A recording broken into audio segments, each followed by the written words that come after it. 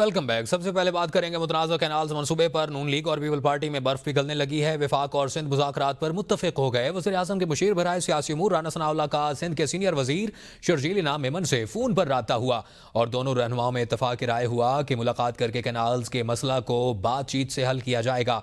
राना सनाउल्लाह का कहना था कि कैनाल्स के मामले पर सिंध के साथ मुज़ाकरात के लिए तैयार हैं। वज़ीर आज़म शहबाज शरीफ और मियां नवाज शरीफ ने हिदायत दी है कि सिंध के तहफ़्फ़ुज़ात का खात्मा किया जाए। सिंध हुकूमत कैनाल्स के मामले पर हर फोरम पर अपना मौक़िफ़ पेश कर चुकी है। शर्जील मेमन का कहना था कि पीपल पार्टी और सिंध के अवाम को मुतनाज़ा कैनाल्स पर शदीद तहफ़्फ़ुज़ात हैं। पाकिस्तान पीपल्स पार्टी सिंध के अवाम के लिए 1991 के मुआहदे के तहत पानी की मुनसिफाना तकसीम चाहती है। पीपल्स पार्टी भी कैनाल्स के मामले पर वफाकी हुकूमत से मुज़ाकरात के लिए तैयार है। मुस्लिम लीग नून और पीपल पार्टी की लाहौर में बैठक हुई है जिसमें दोनों पार्टियों ने साथ चलने पर इत्तफाक किया। दोनों पार्टियों के रहनुमाओं में मुलाकात के दौरान ज़राअत बल्दियाती इंतखाबात समेत कई मामलात पर तबादला ख्याल हुआ। पीपल पार्टी के रहनुमा हसन मुर्तज़ा ने कहा कि मुल्की हालात के पेश नज़र साथ मिलकर चलने पर इत्तफाक हुआ है। कैनाल्स के मामले पर हमारी क़यादतें मिलकर बैठेंगी और एक मौक़िफ़ लेकर सामने आएंगी।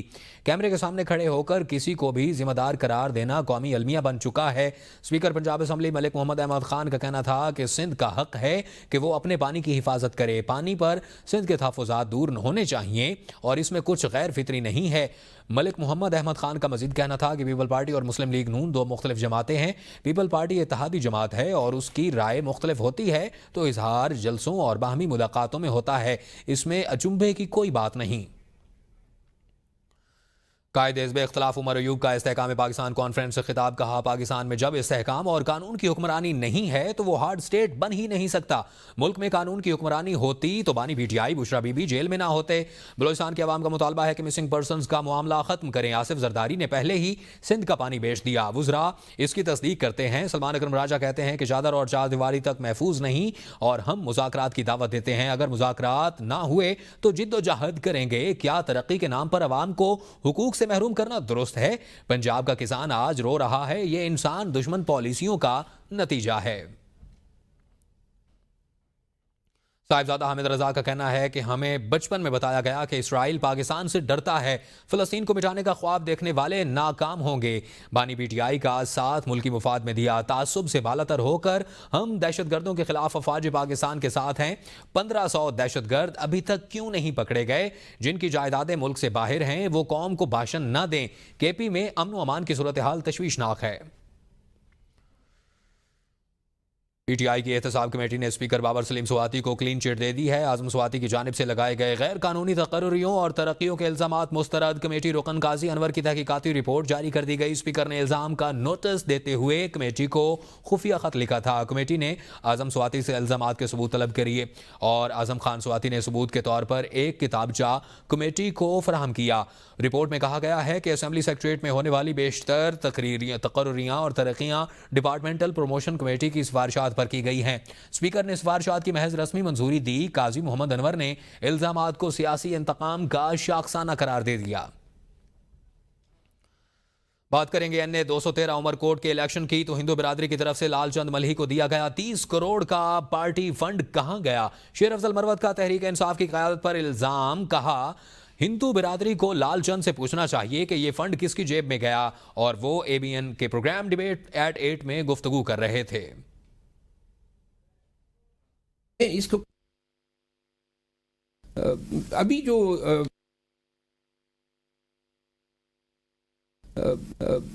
जो सिंध में इलेक्शन हुए हैं मली साहब के,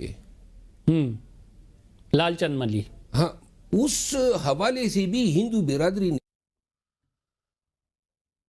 मुत्तहिदा अरब इमारात के नायब वज़ीर आज़म और वज़ीर ख़ारजा शेख अब्दुल्ला बिन ज़ैद अल नहान इस्लामाबाद पहुँच गए हैं। नायब वज़ीर आज़म इसहाक़ डार ने शेख अब्दुल्ला बिन ज़ैद अल नहान का इस्तक़बाल किया। शेख अब्दुल्ला बिन ज़ैद अल नहान 2 रोज़ा सरकारी दौरे पर पाकिस्तान पहुँचे हैं। शेख अब्दुल्ला बिन ज़ैद अल नहान वज़ीर आज़म शहबाज शरीफ और नायब वज़ीर आज़म इसहाक़ डार से मुलाकातें करेंगे। तर्जुमान दफ्तर ख़ारजा के मुताबिक दौरे के दौरान होने वाली मुलाकातों में दो तरफ़ा ताल्लुकात के तमाम पहलुओं का जायज़ा लिया जाएगा, जिनमें तिजारत, सरमायाकारी, तवानाई के शोबे, ताउन, इलाक़ाई सलामती और अवामी रवाबित पर ख़ास तवज्जो दी जाएगी और दौरा दोनों ममालिक को इलाक़ाई और आलमी उमूर पर तबादला ख्याल का मौका भी फराहम करेगा। बात करेंगे मौसम की तो इस्लामाबाद के मुख्तलिफ सेक्टर्स में बारिश और जालाबारी हुई है, जबकि रावलपिंडी में भी बादल बरस पड़े। ठंडी हवाओं से मौसम खुशगवार हो गया, जबकि पंजाब और खैबर पख्तूनख्वा के मुख्तलिफ इलाकों में भी बादल बरस पड़े। मरी में गरज चमक के साथ बारिश और जालाबारी के बाद मौसम सर्द हो गया। दियामर और गिरदोनवाह में 3 रोज से जारी शदीद बर्फबारी का सिलसिला जारी और बडग्राम और गिरदोनवाह में तूफानी बारिश, आंधी और गर्दो गुबार के बायस बिजली की फराहमी मुअत्तल होकर रह गई। शाहराह रेशम और दीगर लिंक रोड्स पर लैंडस्लाइड का खतरा और बालाकोट और मजाफात में तेज आंधी, जालाबारी और शदीद बारिश से निज़ाम जिंदगी शदीद मुतासर हुआ। हरीपुर, खानपुर और गाजी में बारिश और जालाबारी से मौसम खुशगवार हो गया। अपर चित्राल में गुज़श्ता 3 दिनों से बारिश और पहाड़ों पर बर्फबारी का सिलसिला जारी है। खीवड़ा के नवाही गांव सक्खरपुर और पिंडी सैदपुर में भी बारिश और जालाबारी हुई। कराची में अप्रैल में पारा 40 डिग्री को छू गया। महकमा मौसमियात का कहना है कि शहर में मजीद 3 रोज तक हीट वेव का सिलसिला बरकरार रहेगा। रातें भी गर्म होंगी। सबसे ज्यादा दर्जा हरारत गुलिस्तान जोहर में 40.8 डिग्री सेंटीग्रेड रिकॉर्ड किया गया है। महकमा मौसमियात के मुताबिक शहर में ज्यादा से ज्यादा दर्जा हरारत 39 से 41 डिग्री सेंटीग्रेड तक रहने का इम्कान। दर्जा हरारत अप्रैल के मामूल से 4 से 5 डिग्री सेंटीग्रेड जायद है। महकमा मौसमियात के मुताबिक 23 अप्रैल तक शहर हीट वेव की लपेट में रहेगा। महकमा मौसमियात के मुताबिक दिन में शुमाल मगरिब से गर्म और खुश्क हवाएं चलेंगी, जबकि शाम में समुद्री हवाएं बहाल होने का इम्कान है। मुल्की मजमूई ग़िज़ाई अजनास की बरामदात को एक बार फिर बड़ा झटका लग गया। मार्च में ग़िज़ाई अजनास की बरामदात में सालाना 16.66% की कमी रिकॉर्ड की गई। दस्तावेज़ात के मुताबिक मार्च में ग़िज़ाई अजनास की बरामदात का हजम 57 करोड़ 61 हज़ार डॉलर रहा है। मार्च में चावल की बरामदात में 33.64% की बड़ी कमी रिकॉर्ड की गई। मार्च में चावल की बरामदात का हजम 27 करोड़ 43 लाख डॉलर रहा। मार्च में मुल्की फलों की बरामदात में सालाना 20.91% की कमी। दस्तावेज के मुताबिक मार्च में मुल्की फलों की बरामदात में सालाना 20.91% की कमी, जबकि एक माह में सब्जियों की बरामदात का हजम 5 करोड़ 30 लाख डॉलर रिकॉर्ड किया गया। जुलाई तक मार्च ग़िज़ाई अजनास की बरामदात का मजमूई हजम 5 अरब 75 करोड़ डॉलर रहा।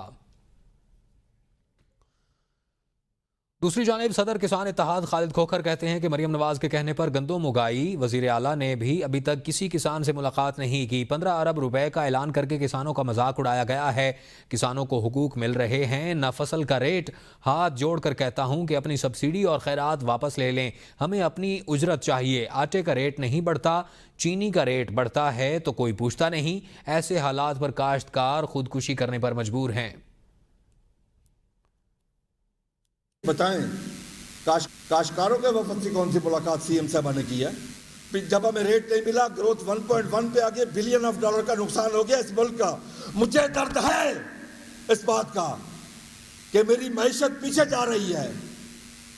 आपके पास सिवाय ज़राअत के अलावा है ही क्या? इंडस्ट्री में, IT में आपकी पिछले साल भी माइनस थी, ग्रोथ तो हमने दी थी, अब हम माइनस में आ गए हैं, तो क्या बनेगा इस मुल्क की मैशत का? काश्तकार बहुत परेशान है।